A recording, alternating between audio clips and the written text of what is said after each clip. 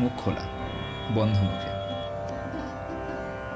অনুরক্ততা আর আসক্তি, এদের মধ্যে পার্থক্য কি? সীমারেখাটা ঠিক কোনখানে? সুরায় আসক্তি হয়, নারী বা ব্যক্তিবিশেষের প্রতি অনুরক্ত হতে হয়, কিন্তু নারীর প্রতি কি আসক্তি জন্মায় না? মেয়ে মানুষ একজন পুরুষের কাছে কি? শুধুমাত্র এই তিন, এক দেহ, দুই মন, কিংবা গলার ওপর থেকে বাকিটা। গলার নিচটুকু নিয়ে কোনো কৌতূহল নেই। আর তিন, পুরোটা, যাকে বোধহয় আমরা প্রেয়সী বলে থাকি। অনুরক্ততা প্রেমের দোষর, হয়তোবা তার প্রথম ধাপ। কিন্তু আসক্তি কি? সে কি আদৌ প্রেম?